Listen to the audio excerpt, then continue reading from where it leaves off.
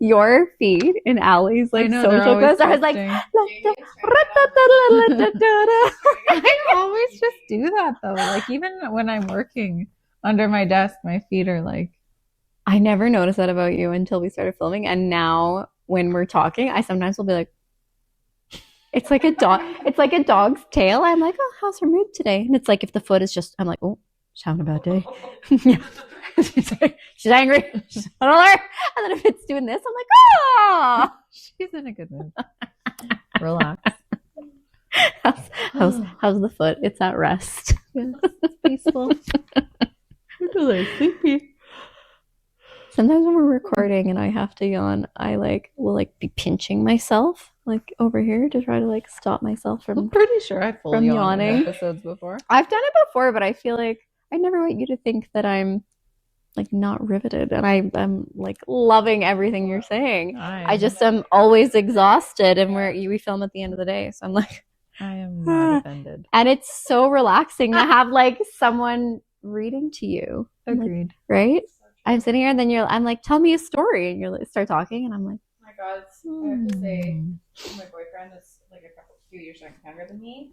Is reading comprehension. I'm like, what happened in the 3 years that you went to high school and I went to high school? Because why? We were playing a game the other night. He spelled. Well, there's your first mistake. We're playing a game with your partner. We're playing a game with his brother and sister-in-law, and he wrote out climb. He spelled it CLIME. And I said, who wrote that? And he was Was he joking? No. And then he thought that's how it. And then it was something said which vein in the neck is, or which arteries in your neck? Jugular. Carotid. He was like, what's a carotid? And I was like, Lucas McCarr. Carotid. Carotid. I've never heard that word before. Tell him to watch The Pit. All right. Or Grey's Anatomy. Oh my God. So bad. Yeah, also, yes, what is this game? Jackbox. Oh, where you it's on TV and you can choose a bunch of different games. We'll play it with the next family thing. It's fun. It's fun. It's kind of like Cards Against Humanity, but you get to write your own. I played a Halloween version of that once. It was fun. They have this Yeah. Okay. Yeah. I like how when she was like, I was playing a game, you're like, well, that's a mistake right there. I'm like, well, Jamie, not everyone is an oldest daughter. Cannot lose. Pictionary. I'm like, oh yeah, no. Break the pencil. I still every person I've ever won in a board game against. I'm like, I know. I'm like, oh yeah, it was 2007. We were playing Pictionary, and I won against all of them. Locked away. I believe it. The kitties are fighting. Which kitties? Evie and Momo are growling at each other. Where's Nixie? Probably hiding upstairs.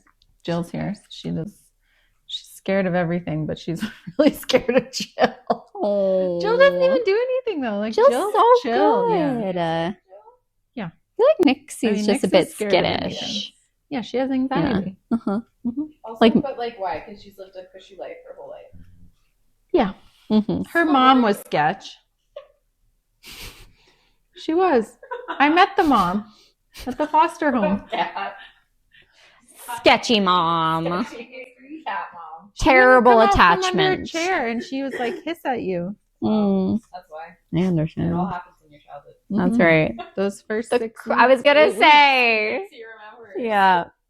True. Traumatized her forever. Mom was like, oh, are we talking about our early, most formative years? Y'all be bitching. I'm missing half an ear over here. And a quarter of her tail. And a quarter of a tail. Yeah. Abby's like, what do you mean? Yeah, she has one eye. Yeah. Everything's fine over here. I actually said that to Mom. I'm like, do you think Avie remembers being having two inoculated? Denoculated? Denoculated? Probably not. My Uber was rescued from hoarders, and I rescued her. She was 6 months old when I got her, and she still throw my laundry on the bed. She loves it. She goes in. She's like, I'm home. I'm like, hoarder house. Okay, wait. Hoarders. So I remember we had Amazon Prime when we lived in the townhome for a while, and I got obsessed with watching old episodes of Hoarders. Oh, except anyway, and then I think we cut off our Prime account, but we have one again. And something reminded me, probably because I was trying to get rid of children's toys. And I was like, this is so rewarding. I feel so fulfilled as I'm throwing away the things that bring them joy. And then I was like, Not anymore, though. They've exactly. And if they do, they won't miss it for very long. And then I was like, Hoarders. That show, if you ever need to get motivated to clean your home, Jamie's like, I feel this way all the time. But if you ever need the motivation, anyone who's listening, watching an episode of Hoarders, I feel like my home is like not pristine, but I would say it's like it's clean and generally well organized and things have a home and like whatever. Clean. Yeah.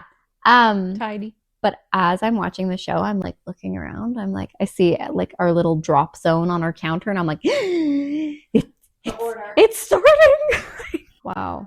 Well, Do you feel like it's in your blood? It is in our blood. Let it go. right. Yes. It's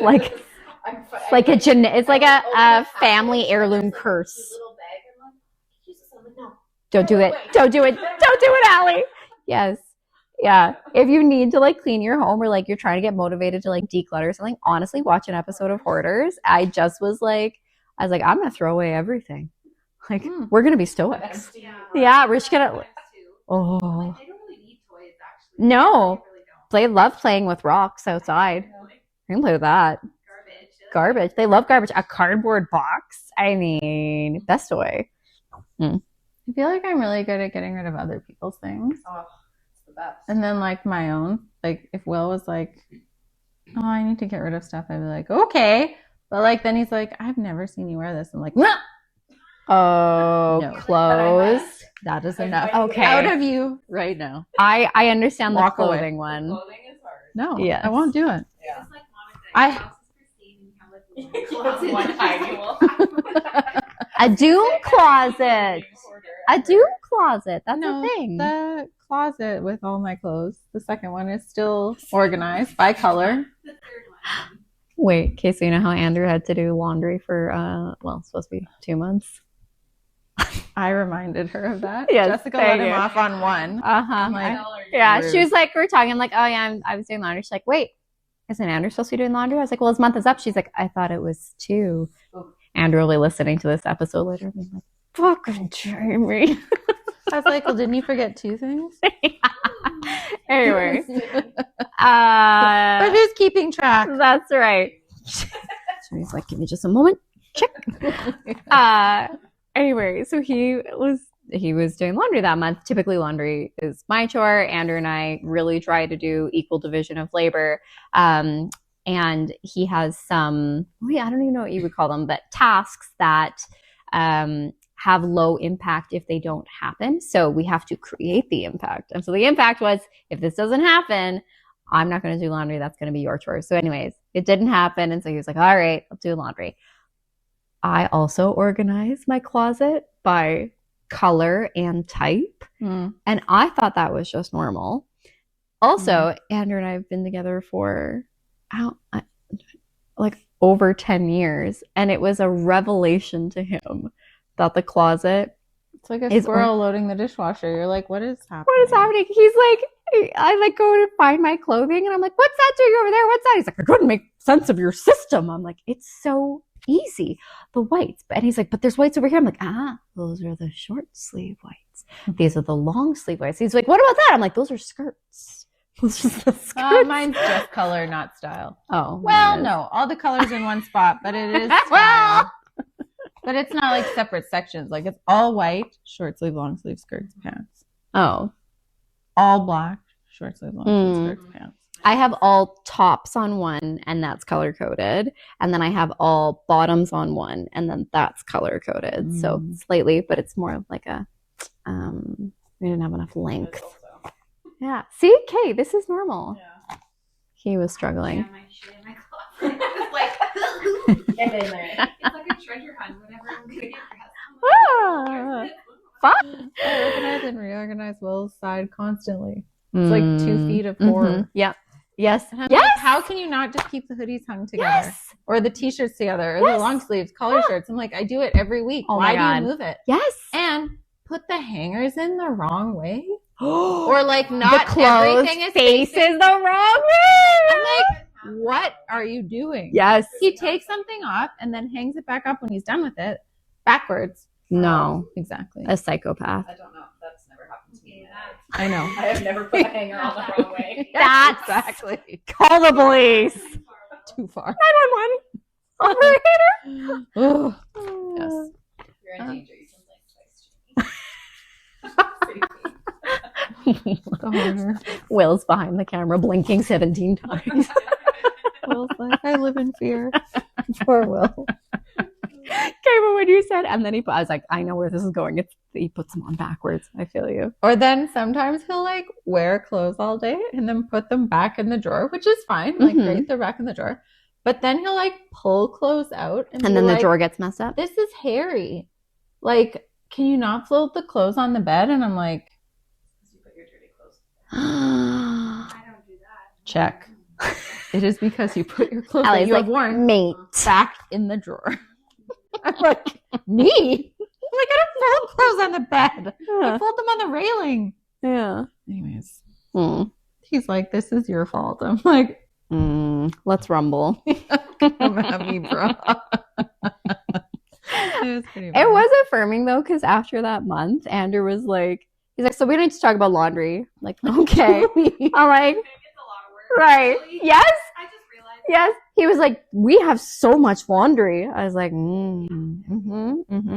yeah. And he's like, I think we need to institute a 3-wear policy unless it's like egregiously dirty or whatever. And I was like, I Kids, think, I feel like that's hard though, because they're like so dirty. and that's kids typically, yes. Like Colt, sometimes 2 wears, never more than 2. But like for like us, and I was like, yeah, I actually already follow that policy. But I'm so glad that you are on board too. Welcome. You're new here. Did you not get the manual when we moved in? It was so affirming though, like that like idea of invisible labor. Again, I feel like we try really hard to have it be as equal as we can, but there are just some things that I think unless you're doing laundry on a daily basis, it's such a grind and there's so much of it. Yeah. And so it was very affirming for him to be like, so we have a lot of laundry. I was like, yes. Sorry, could you say that again into the microphone? Literally. Like Allie shows up with the camera. She's like, yep, go. I'll say Lucas is cleaner than me and more organized than me. I'm like the messy one in between. That's wild. Because you are very clean and organized. So it's actually really nice. Yeah, but he can't spell, so like. True, he can't spell. That's very true. Don't get too arrogant, Lucas. Can you spell, Eric? But like his stuff was already sorted when I met him. That is very, Yeah. that is, His bed is always clean every morning. So that is very, So the very nice. hypnotherapist that I see says that you should make your bed every morning because if you have a bad day and you feel like you accomplished nothing and you're like really sad, you go to bed at night and you're like, oh, I made my bed. Yes, true. truly. And your like subconscious is like, check. I do love an easy win. Mm-hmm. Yeah, that's what it is. Yeah. If I'm having a hard time getting motivated, I'll be like, okay, what can I do that's like fast? And then I'll be like, oh, I got that done and that done and that done. And then all of a sudden I'm like, I'm kind of on a roll today, aren't I? And then suddenly I'm like, yeah, look at me. Put a brush in my hair. That's right. Check. Yeah. Should we get going? Let's do it. Hi, babe. Hi, Whoops. babe. Hi, babe. What? I said it into the camera. Hey, you. Hi.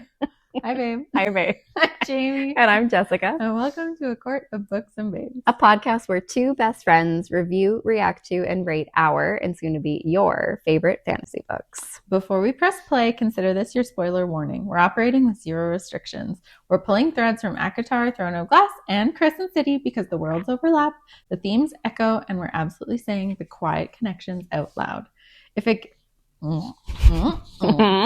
If a title gets mentioned in this next section, it's on the table. But don't worry, babes. We'll keep our non-Maasverse spoilers limited to the beginning of the pod, or we'll spill the tea, surreal style.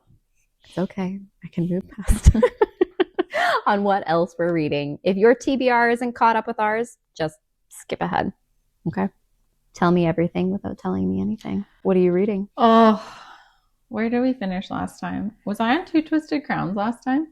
I don't think you had started. I think you had just finished One Dark Window, I think. One Dark Window, amazing. Two Twisted Crowns, better. No. Yes, it's so good. And it's a different love story. Like there's still the one from the first book, but there's a whole second plot. Like different FMC, MMC. Yep. No way. And it's so good. I mean, the other two still exist, but the one's love story is like more at the forefront. And I'm like, only have a third left. kind of like ACOTAR, like where you pivot to. Interesting. Oh, it's so good. Okay. The magic system, Like world building. yes, Is very cool. It's very like mystical. And it's a gothic, right? Yeah, I would say so. Some of the characters are like pretty dark. As dark as the Eating Woods? The new main character. Well, listen, the old main character is still there, but the new main character, his backstory is pretty dark. Okay. So comparable. Yeah, and the FMC, I would say, is like equal to the girl in the first one who had like the nightmare in her head. Mm-hmm. Yeah, it's really good.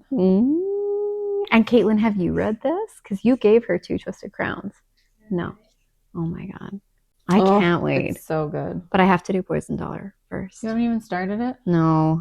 Because we were. Okay. Failed. How sick my whole house went down last week. I just, a miracle I'm here. Okay. So Two Twisted Crowns, you're 2/3 of the way through? Mm-hmm. Okay. That's all I'm reading right now. And And then I have Starside next. okay. And is Starside on your Kobo or no, paper? Yeah. Nice. And where did it you? at the new bookstore that I went to in Marteloup. If you're in Calgary, Slow Burn Books. I am dying to check it out. It is so cute. Everything is pink, and everything is like organized by category of like romance based on like what you like. I love it. And the owner, I think she's read every book because I was like, "What do you about this? What about it?" There was like the one I got. She's like, "Oh, it just came in. I actually haven't read it yet." She's like, "But I've heard good things." And lots of that's people this one? pre-ordered it. Yep. Ooh, this is in Marteloup? Yep. Okay. Yeah, we must go. No, I didn't. Yeah, we should. She likes gothic. She's like they have like a whole gothic romance section. So like Anathema, Feather So Vicious, like all those things. And yeah. What are you reading? I am reading Frankenstein. I am almost done. I was gonna bring it. So you remember last time we recorded, I said people have talked about this story and said that it is a feminist novel, and I was not seeing it. There are the most interesting lines that come from Frankenstein's creature, who there's something really interesting happening where I feel like Shelley is playing with, do we sympathize with Frankenstein, the creator, or do we detest him? Do we sympathize with the monster creature, or do we? Okay, he doesn't know any better. In the movie, very much. In the book, there are some really interesting lines that come from him that are very like incel. Yes. Yeah, but I mean, he's created and grown up all alone. Mm-hmm. I feel like he'd be very lonely. And he is like... And he hasn't had the opportunity to socialize. Yep. Like normal people would. Mm-hmm. I'll bring it next time and I'll like earmark the pages that I wanted to read. There's just like a few lines, but I was like, it was blowing my mind. Like the parallels to what we're seeing in kind of like the manosphere today. Yeah. A whole lot of that. It was so fascinating. So I'm really curious to see how, I obviously know how the movie ended and how we like where our sympathies were supposed to lie with the movie. So sad. I think there's a similar line to 1984 where he talks about that he's like, oh, I knew I could never have you, and so I wanted to kill you. And she kind of like, she laughs about it. She's like, oh, silly you. Frankenstein's monster says something kind of similar, that he knows he could never have this one beautiful woman, and so he wants to like kill her. So interesting. So anyways, I'm reading that, loving it. I started to listen on audiobook to Manacled. Oh. Okay. Have you? I want to read it so bad. I wanted to ask you if you had a copy. I don't. I read it on, I think it was on Wattpad that I Wild. read it back in the day. It is the same story. Mm-hmm. Like I was expecting, because I had The heard same story as what? as Alchemized. alchemized, but like just different names and slightly like this doesn't give anything away. Alchemized, she wakes up and she'd been in like that weird suspension Thing, yeah. and it had like, you know, and so but she'd been awake the whole time. And so but she wasn't supposed to be. but she wasn't supposed to be. Yeah. So this is Hermione and then Draco as the MMC. Hermione and the premise, and it says it right away. The premise is that Harry died and Voldemort won. And so in the fallout, Hermione is taken down. It's like literally page 1, taken down and put in a cellar. And it's pitch black. She can't hear. She can't see. There's nothing. And then Umbridge takes away her ability to speak. And so she's sensory deprived. Yeah. It is, and like the whole, like everything. All the think of a single main point, even like a big moment in Alchemized. The exact same moment happens in Manacled, like even with like the eyeball popping out. The same thing happens. The like going for a walk and then being like outside and being like, oh, I can't kill myself, so I'm gonna try to get hypothermia on purpose. Like even little moments. So it just is, I've never experienced anything like this in literature, and how the author clearly was like, how could I monetize what was fan fiction? But like, I don't want to say with the least amount of effort, but like, how can I essentially take something that I created and change it the least possible so that I'm able to bypass intellectual property rights? Very interesting. Like, yeah, really weird. So I'll be like, I'm not going to finish it because I keep waiting for something different to happen. And I'm like, even like little like lines are the same. Yeah. I'm really glad I read Alchemized first. Yes. Because I will say the writing is better. There is a little bit of growing up, and clearly I would say Manacled, she did not have an editor. Alchemized, she did have an editor. Like you can, there is like a level of sophistication that is missing, I would say, but everything else is so interesting. Yeah. So you weren't going to keep listening. I'm not. I'm gonna stop, and then I will. Well, okay. I will finish Frankenstein and move on to Poison Daughter, and then audio wise, I'm gonna do Fury Bound. Have you started? No. Oh my god. Is the audio done? It's on. It's up. Better be the same voice actor. Oh, I know. I will riot in the streets otherwise. Yeah, I think I'll start it too. I have heard so far that it is better than book 1. I know. And I quite enjoyed book 1. Like at first I was like, and then I was like, I am having a good time. It was a good time. Yeah. Poison Daughter. Get there fast. It's coming. I'll say probably within a week I'll be on to it. It's so good. Wrap up Frankenstein and then move on to that. And then I also want to think about what's my next, because I'm kind of enjoying doing like romantasy and then sprinkling in a little bit of like, you know, more, I don't want to call it like more serious, but like let's say classic literature as well. So I was thinking of doing Catch-22 because I haven't done that one. Have you? I don't know what that's about. I think it's World War One. Did I get me wrong? I'm not ready for another historical fiction book. After The Book Thief. yeah, Oh, as you sobbed crushed and my sobbed. soul. Yes. So sad. No. Did you end up watching The Housemaid? No. No, are you not going to? No. Well, now I'm like, what if I ruined it? Maybe you'll enjoy it if you love Amanda Seyfried so much. You should just go for it. She was good in the movie. Allie liked her in it, I didn't, so you be the tiebreaker. Again, what's her face with the big boobs is not good. Sydney Sweeney. Sydney Sweeney, yeah. Not good. I don't think she's a good actress. I think Mm. after Handmaid's Tale, she just like She was in Handmaid's Tale? Yeah, good and in she was good. Handmaid's Tale. Mhm.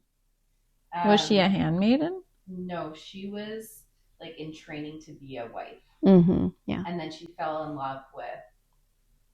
She got married to Nick, their driver, Right. the child bride, but then she had a secret affair with a boy her age who was a guardian, and then they made her jump into a pool with a weight on her. Her and him. Yeah, because When they died. she cheated.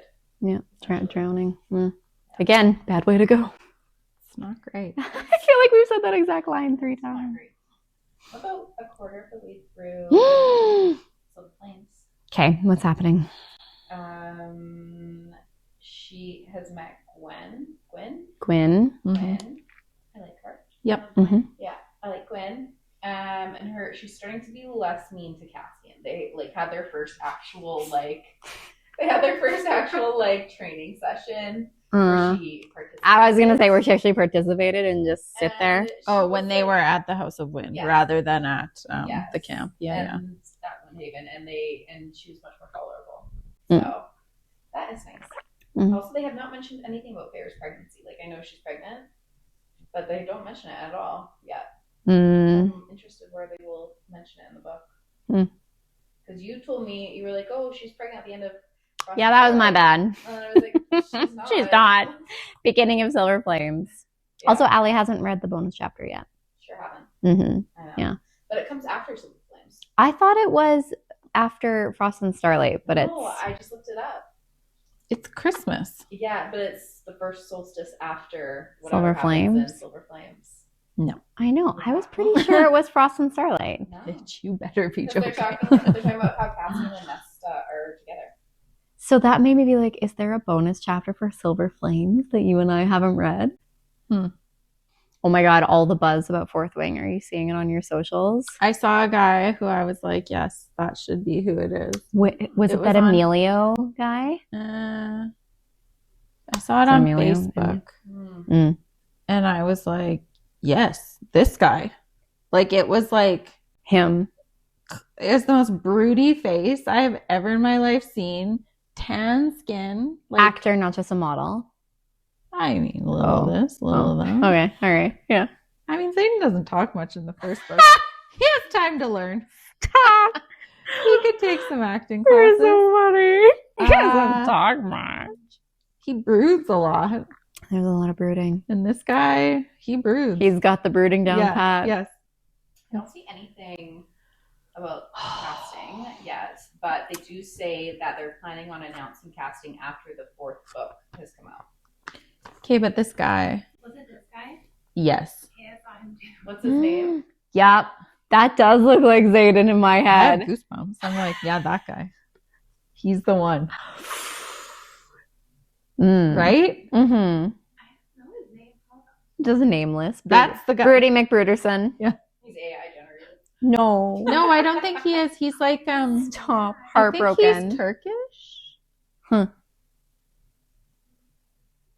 I saw someone on TikTok say that they need to hard launch the actor for Zayden. They cannot, like, they need to hard launch with like a trailer, because the problem is that we as readers have this vision in our head of the vibe, right? And we talk about that all the time. It's not just about what a man looks like. It's like the feeling. Like, who would look at, I'm trying to think of a great example. We've talked about it so many times where you look at them and you're like, oh, they're like a 6. And then they start to like talk and move. And you're like, Pedro Pascal, sure. Like, He's the perfect example. exactly, Yeah, right? He's not ugly, but No, like, he's not amazing. But then he starts like, and you're like, his eyes are whoa. like, Yes. And so she made the point that like, we need to see this guy moving and interacting, and like maybe he's fighting with Violet, right? And then she's like, that will What's help his us name? sell the. Tony Mahfood. Mahfud. I thought I thought Turkish. He's a Interesting. German. actor, model, photographer. There you go. A little of this, a little Well, of that. as they tend to be when you look like that. That's your reaction. He's all right. He is gorgeous. Yeah, he's gorgeous. Yeah, he's very pretty. I agree. Kind of looks like Zayn from One Direction. Oh, Yeah, a little bit. a little. Yeah. Mm-hmm. But like, Aligned. mm-hmm.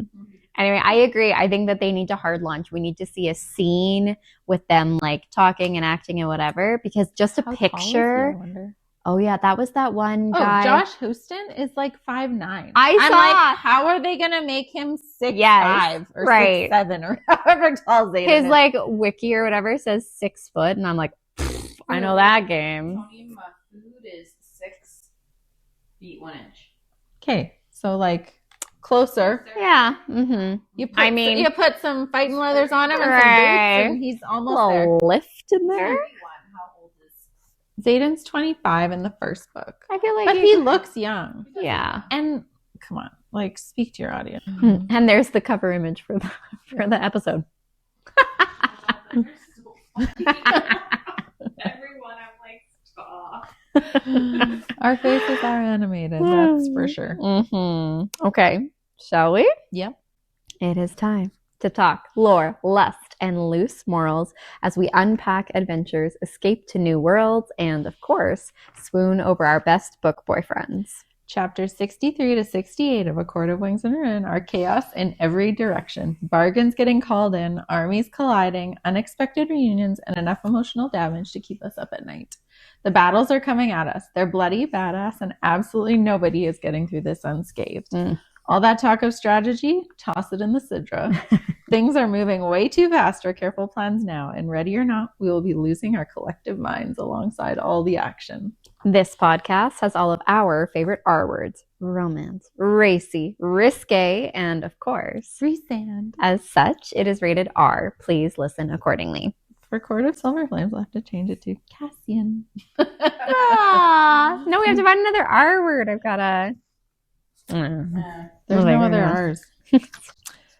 We'll kick off every episode with Faves Between the Lines where we read what's written, obsess over what isn't, and dig past the dialogue so you don't miss the magic, motives, or mistakes. Chapter 63. Everyone heads to bed after an exhaustion-heavy dinner. Feyre's dreams are a mess of nightmares replaying the last 24 hours. She dreams of a garden, dreams of Elaine calling to Grayson and him to her, telling her that he found a way to fix what has been done. Yeah, I know, we just started. Does Pause. anybody even want this? Right. Yeah, I can help. No, I can't hear you. Sorry, what? What are you saying? You're moving further away. Huh? What? Sorry, I have to go. Okay, so we learn later that Feyre is dreaming Elaine's dream. Like, this is Elaine's dream. So could this, Feyre dreaming Elaine's dream, be a power? Speaking of fourth wing, dream walking, could this be a power that Feyre has that we are not yet familiar with? I feel like it's part of Demadi a little bit. Like maybe she's unconsciously going into Elaine's mind. Going into dreams? Yeah. But there's dream walking in gosh, what's that series that the last book was really hard for me to get through? Blood and Ash. Yeah, there's dream walking in that as well. Yeah. I know. I thought it was very interesting. When did we find out that she was in her dream? Later, once we get into it all. Yeah. We get there. Her nightmares culminate in a vision of the cauldron, dark tendrils snaking towards her, and she jolts awake, something drawing her from her fitful sleep. She stares into the darkness, listening intently, ears straining, before waking RHYSAND beside her.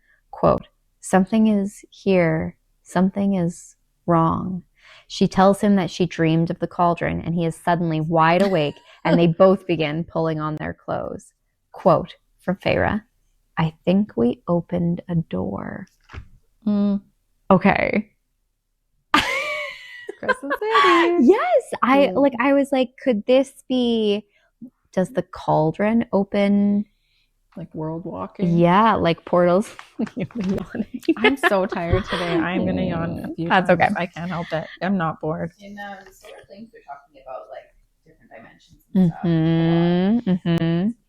I know. This was I think we opened a door. I was like, shut the fuck up. Yeah. When they race out of their tent looking for who knows what, they see Nesta is already outside, staring into the dark, as is Amren. Amren confirms the cauldron is here, its magic slipping through the camp. As she explains, suddenly Nesta holds up her hand, demanding that they listen, and Feyre hears it, a song. The voice, female and masculine, young and old, its voice slipping away from them. Feyre asks, what does it want? Just as Asriel also steps into the night, saying that the shadows and the wind are recoiling at the sound. This description, we get this like time and again with actually a lot of like dread trove and cauldron, like old and young, female, male, lovely and terrible. Even the Weaver's voice is kind of described that way. Yep. It's very interesting. Like sing-song and horrendous. Yes, exactly. This disparity that's sort of brought together. But this idea that Asriel comes forward and is like, the shadows and the wind recoil at the cauldron. Was the cauldron not made by the mother? I thought it was made by the Asteri.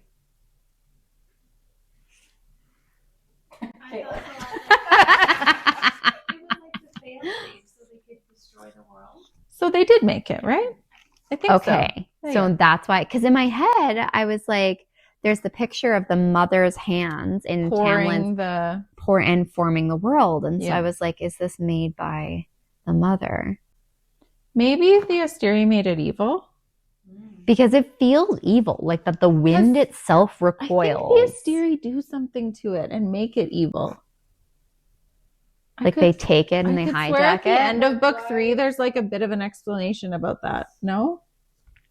Okay, the mother created the cauldron. Okay. Then centuries later, the Daglin corrupted it. Oh, so warping it into a tool of destruction as a way to twist mortal life.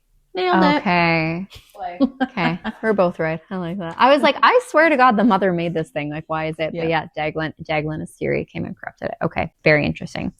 Suddenly, Asriel asks quietly, quote, what about Elaine? And there is a beat of silence. And then both of the sisters are running to her tent, mud splattering, hearts racing. And when they arrive, she is gone. Immediately, everyone is springing into action. Cassian is barking orders. Nesta is racing out of the tent and into the night. Rhysand has winnowed off somewhere, knife in hand. But Feyre stops. She knows where Elaine has gone. She dreamed it. Grayson calling to her, promising redemption. They follow the direction that the cauldron's voice went until they find Elaine's blue cloak laying on the ground at the edge of their camp, still warm. Can I just say, Elaine would. Like, fucking Elaine. She's like, oh, where are we going? Like, I'm so hot. Let me take off my cloak. Oh, Grayson wants me back after he clearly just like shut me out. Right. And you're like, Elaine. Like, wanted the ring back. And yeah. But so the cauldron came into Elaine's dream and made her dream that Grayson was there and whatever. And Feyre realizes in that moment that she was seeing Elaine's dream. So that's where it gets explained. But it's interesting. Do we have any other examples of Feyre seeing other people's dreams? Like, none come to mind, but not off the top of my head, but we can keep a look. Right? That's what I was thinking. Yeah. Chapter 64. I was going to say maybe something around Nesta and Silver Flames, but now I can't remember. If it's Elaine again with something about Lucian. Like, I actually don't remember. I feel like there's something there. And as we were talking, I was like, what about in book 1? Doesn't she dream before she knows about Amarantha and it's the blight? She dreams of a woman with blood red nails. Yeah. So I'm like, is there something there with Feyre and dreams? Like her dreams with Rhys and that they were sharing. I mean, they're mates and whatever, but like they do.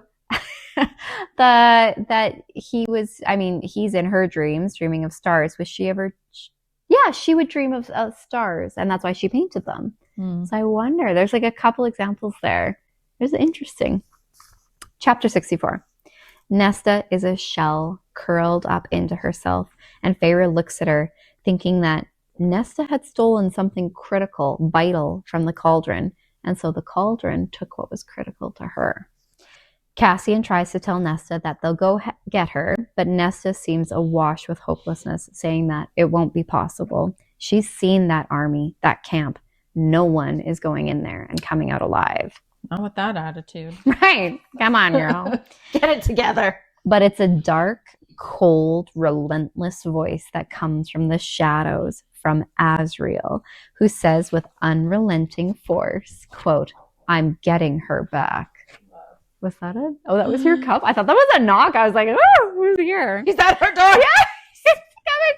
No, you can have her. And when Nesta tells him that he will die trying, Asriel only repeats himself, rage flickering in his eyes.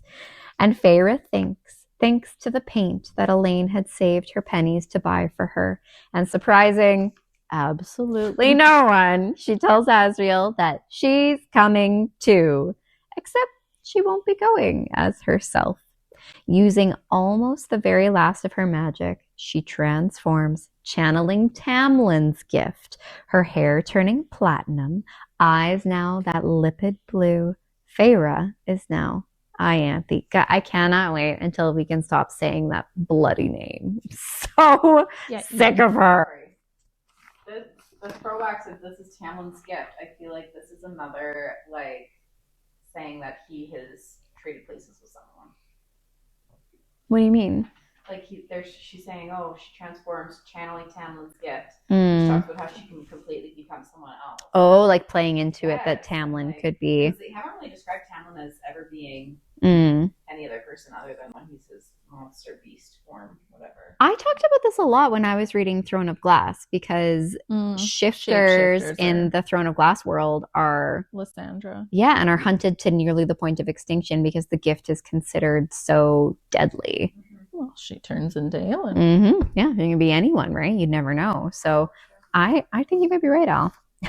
I think we apologized to you when you were like, Amarantha. Tamlin is not Lucian, and Lucian is not No, Tamlin. that's not what I was. Yeah. Oh, okay. No, I was going to say the Amarantha thing. How we were like, when you were like, Amarantha, I think she'll come back. And Jamie and I were like, we don't think so. And now we're like, maybe. Maybe. It's a possibility. You can only hope. Yes. When Rhys joins them, he warns Feyre that there are wards around Hybern's camp. She'll have to walk in and out before she can winnow. Before she leaves, he takes her head in his hands and stares deep into her eyes. Quote, do not get distracted. Do not linger. We all know Feyre's typical response to being told what to do a la Under the Mountain, speaking of Amarantha. So just, tuck that in your back pocket for the next chapter. I wonder. Damn it, Feyre. Yeah. Mm-hmm. And then, after promising Rhysand he will get Feyre and Elaine back safely, Asriel winnows them out and to the edge of Hybern's camp. Did we at one point question if Asriel could winnow? I think we did. Yeah, okay, Yeah. So he can. Mm-hmm. In case anyone was waiting for us to clarify that. I think we questioned Cassian if he could winnow. He cannot. He's not.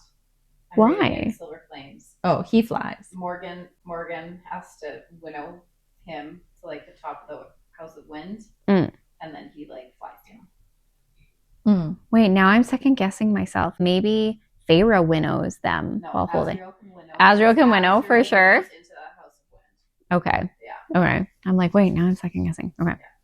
The Shadow Singer fades into the darkness behind Feyre as she lifts her chin and steps forward as the High Priestess into Hybern's army. Chapter 65.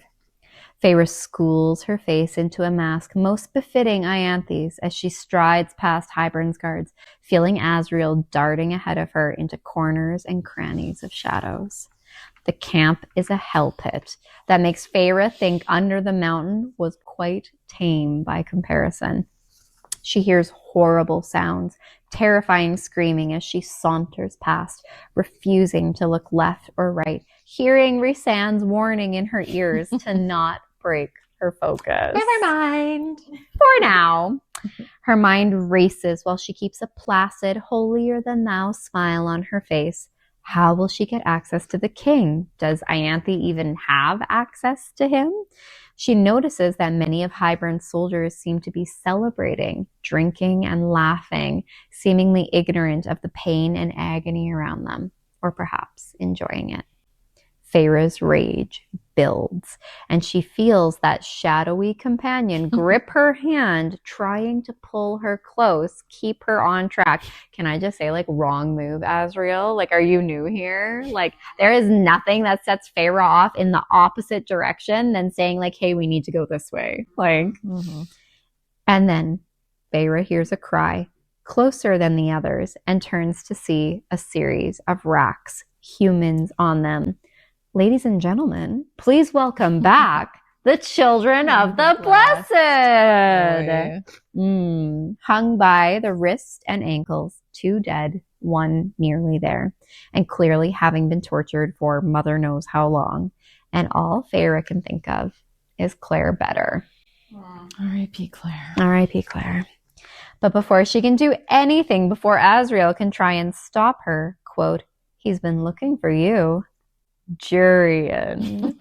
And suddenly, a cloud of smoke seems to be wiped away before her eyes, and Feyre sees Hybern sitting atop a dais, smirking down at the pain and revelry before him. Jurian just stares and stares. Fly devil. Oh, yeah. He's on to her. Uh-huh. Claims they talk about how Jurian was also made from the cauldron, basically. Oh. She wonders, Nesta wonders Cassian wonders if he has powers. And I'm like, right, because they put the bone in the eye back in the cauldron to remake him. Right. Yeah. so maybe this is him. He can see through. Well, he it's described as like he looked, because when she's coming up with her disguise as Ianthe, she borrows one of Azriel's siphons and puts it so she has like the circlet with the blue stone. And so he's like, it's described as being slightly the wrong shade. And so when Feyre's like looking at Jurian, she's like, he's staring at her, and then he's like looking at her like circlet, and then looking at her, and then looking at the circlet. He knows it's Feyre, right? He knows. Yes. Yeah. Some kind of something. I know. Well, and also, and I didn't mention it, but I'll say it now. When we get into, Jurian goes and is helping Feyre, Azriel is still all shadows, but then Jurian turns to one of the shadows and addresses it. Like, he knew that was Azriel. He knows, like, yeah, very interesting. So he's staring at Feyre, and she's schooling her face, her voice, but she knows that he knows. She asks him under her breath where Elaine is, and Jurian, equally quiet, tells her she is safe so far, and then tells Feyre that Ianthe has been lusting after him for weeks, so she needs to act like it. Feyre runs her hand up Jurian's arm, placing it on his chest, and the former eyeball ringman leans in like he might kiss her, asking Feyre if she killed the high priestess before assuming her form. And Feyre, to the global cheering of the fandom, tells Jurian that she got what she deserved. She asks Jurian again, where is Elaine? Quote, she's in his tent, chained with steel and a little spell from his favorite book. Do we know, is this Amarantha's book? It's not the Book of Breathing. That's what's in my head. I was like, is it? And then I was like, oh, is it the book? No, they have the Book of Breathing. So this famous spell book could be, because do we know what happened to Amarantha's book? No, but also I'm wondering if it's maybe not a Fae book, because Helion, is it Helion? Is the spell cleaver. Yeah. He has trouble removing the spells that are on that. So I'm like, maybe it's witches. The spells that are on Amarantha spellbook could be the one, because Amarantha could be a witch. Jurian, fully masked in his villain era, tells Ianthe to follow him to his tent. As they walk forward, she asks him, what about the children of the blessed? And Jurian's face visibly darkens as he tells her that there were many before her, and there will be many after. Elaine or the girl. She must choose. Again, you must be new here, Jurian. Feyre does not deal well with ultimatums, and so she refuses, telling Jurian that if he can bring her the mortal girl, she'll figure it out. Like, just this is so by the seat of her pants. Oh my god, this felt like Under the Mountain to me. Like, Great scene. And it just feels like Feyre just being like, you're not the boss. Like, you're not the boss of me. Like, this is her just being like, oh, yeah? Oh, yeah? Oh. Jurian leads her to a massive tent, the cauldron. He tells her as they approach the guards to say that she wants to pray before the cauldron, before they, ellipses, retire. She does, and the guards let her pass. Right before she passes into the tent, Jurian once more whispers in her ear, telling her that he'll create a diversion. She has 5 minutes to grab Elaine, and he'll meet her at the cliff by the western edge, overlooking the river. And then one final piece of advice, to save the dagger for her own heart in case she's captured. And then he's gone. Feyre and Asriel rush into the tent, brushing past an internal curtain and coming upon a chained and gagged Elaine. Asriel removes the gag, confirming that she's unharmed. The Shadow Singer's siphons flare as he directs his magic to her chains. Nothing. And they're running out of time. Asriel can feel Hybern coming. Asriel lifts Elaine into his arms and turns to Feyre. They need to run now. The night air is... Oh, they have to walk in and walk out. Okay. They can't. Like, I know. why isn't Asriel just winnowing out? No, the Never wards. mind. Yeah. Never mind. The night air is rent by the sounds of barking and baying as Asriel's magic cloaks all 3 of them in darkness, making them invisible, and then rips a hole in the back of the tent through which they now sprint.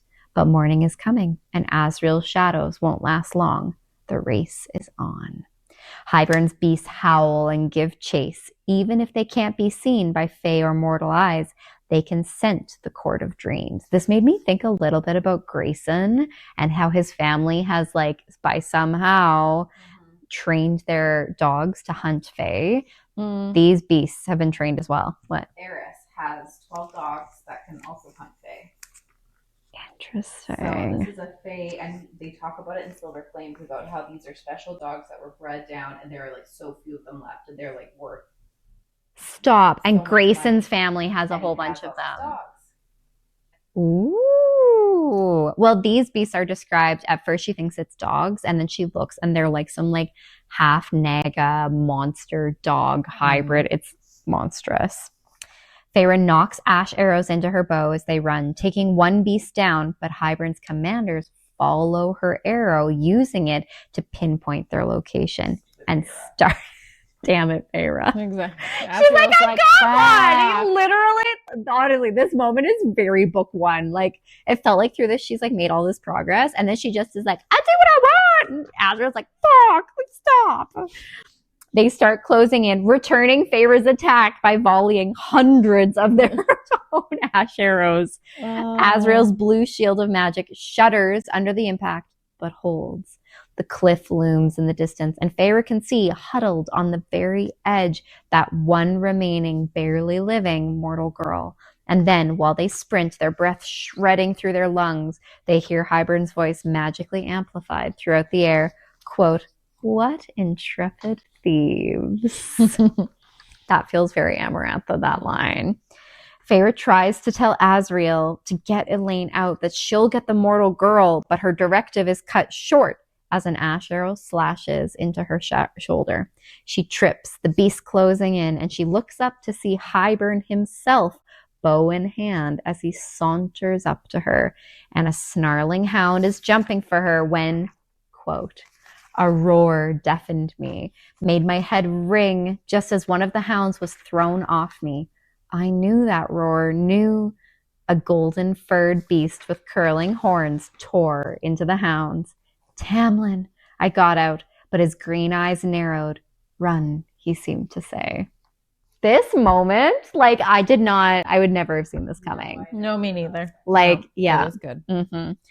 I was like, how the fuck are they going to get Right, yeah. I mean, obviously you knew she wasn't dying, but like still. Yes, no, in that moment, the beast is like jumping for her, and I'm like, Asriel's like off being like, ah! Like carrying Elaine, like. Feyre yanks the arrow out of her shoulder, and Asriel's magic slaps over the wound, holding back her blood. He tells her she will need to jump off the cliff and fly. He can't carry all of them. And for once, our brave heroine experiences a moment of self-doubt. She's never done a running takeoff before, she can barely keep herself in the air. Can she even like flap her wings? Like barely. But when has that ever stopped her before? After all, what is Feyre's motto? You're not the boss of me. And no amount of limited muscle strength, experience, or even ability is going to stop our girl. The rest of the hounds have come upon Tamlin, and as Feyre grits her teeth and continues to push towards that ever-close-in cliff's edge, she can hear his sharp cries of pain. Azriel pulls ahead of her, his wings flaring. Elaine yells at the upcoming mortal girl to grab onto the spymaster if she wants to live. Azriel reaches her, and she grabs on, Elaine reaching down to latch onto her as well, and then they are airborne. But they're not out of the clear yet. A hound follows them over the edge and slams into Azriel, claws shredding down his back, his spine, his wings. And it's Elaine who kicks the beast in the face over and over until it finally lets go, plummeting into the river below. So Azriel's so hot here. So hot. And this is also like the moment where I would say Elaine is taking the most active role, because she's very like, she's not even running like by herself. Like she's being carried. She's literally being carried. I guess I'll kick this. Right. She's like, no, like she is like described as like, Feyre's kind of like, oh, hey, all right, okay, you know. All right, Feyre, you're up. Feyre summons her wings and begins to flap. This is like, in my mind, like Petrie trying to fly for Yes. the first time and land the fourth time. And then he's like, I flew? No, you fall. yes, yes. He's like so upset. This is So cute. yes. I really am sad that not everyone will get to see what Jamie just did, because it was beautiful. It's so good. I love Petrie. Oh, who doesn't? And this is very much Feyre. Yeah. The hounds are racing after her, trying to hem her in. Azriel watches from the sky, his blue magic webbing over his torn wings and skin, roaring at her to push up, hold her wings high. She trips. He yells at her to get her legs up. 30 steps to go. 10 steps. Feyre uses her dregs of magic to send a breath of wind under her wings to lift her, but it's not enough. Her feet hit the ground again. Quote, and with barely 3 steps to the end of that cliff, warm wind, kissed with lilac and new grass, blasted up from beneath me, a wind of spring, lifting me, filling my wings. My feet rose and rose and rose. Okay. 1 point for Tamlin. Put it in the W column.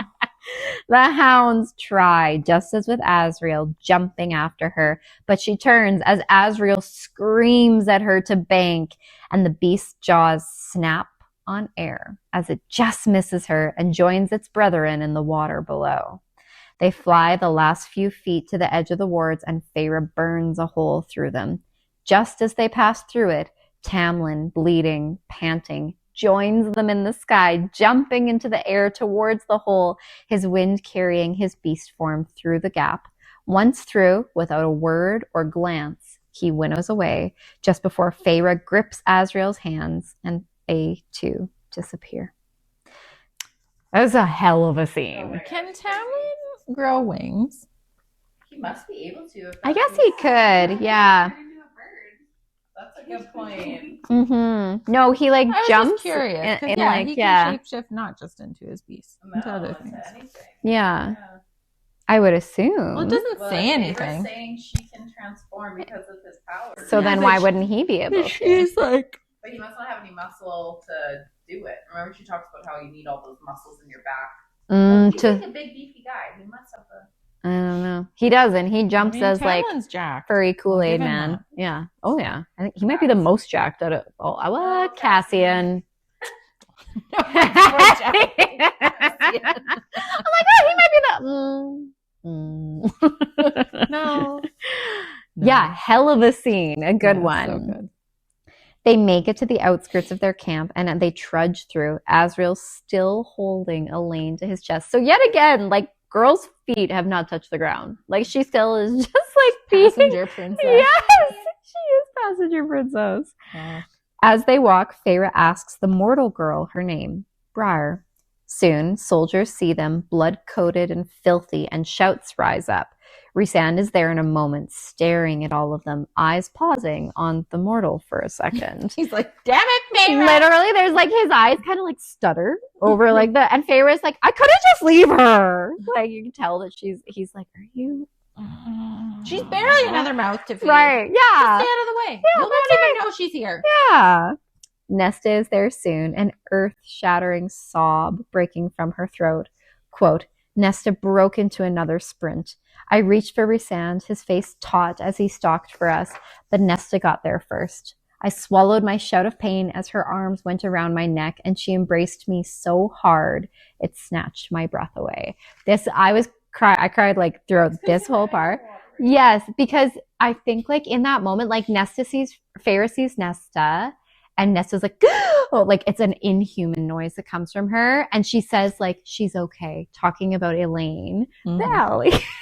But Nesta runs forward and grabs both of them. Like Feyre doesn't even look at Nesta. She's just walking to Rhys, but then Nesta like tackles her and is described as like sobbing over and over like, thank you, thank you, thank you. It's very beautiful. Azriel sets Elaine down, saying they need Helion to break her chains. And then Elaine, going onto her tiptoes, kisses the spy master's cheek. Woo!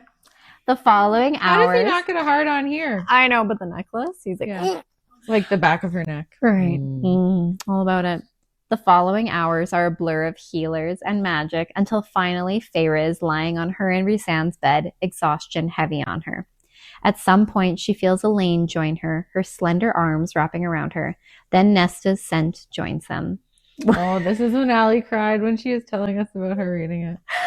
Oh, Allie. Once again, the Archeron sisters share a bed, share warmth, share comfort, share strength. Quote, that morning, as the sun rose over the world, we held tight and did not let go. Oh, I'm Toot. Dish or toot. We should make Allie come in front of the camera so that everyone can see. It was this beautiful moment, Allie. You're right. Like the way it's described is like very almost childlike. Like Elaine is described as like wrapping her arms around her, and then Nesta like curls in from the other side. And yes, as like sisters who have done that before, I could like see that moment and like feel that moment. It was beautiful.